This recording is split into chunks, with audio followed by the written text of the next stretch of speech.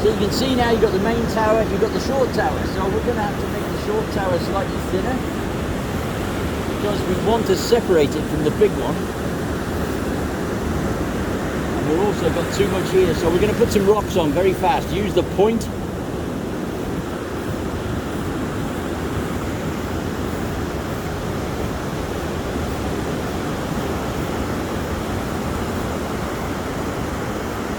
When you do this, make sure there's a shadow appears underneath the cut.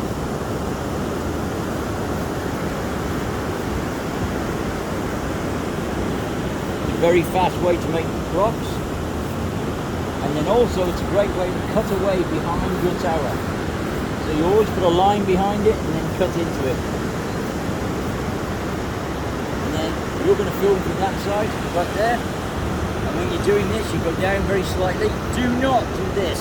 You'll break it. Go to the middle and just stroke it like that. Stroke it very, very gently. Make sure this is straight. This is supposed to be parallel with it. This is supposed to be parallel with it. So these three lines, 1, 2, 3, should all be parallel. And then you can cut behind the tower. So make a V.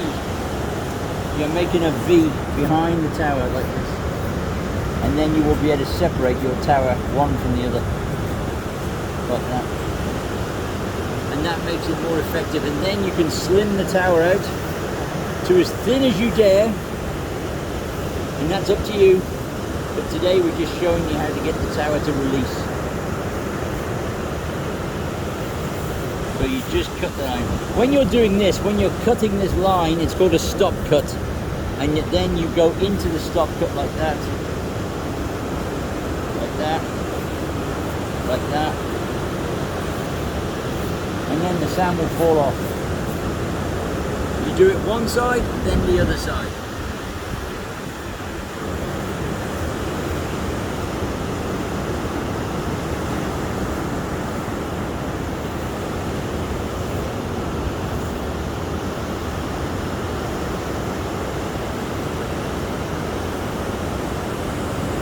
Then you clean this up, making sure it's a perfect cylinder.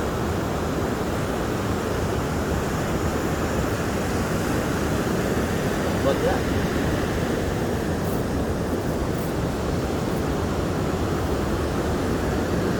Now what do? We've got a bunch of rocks.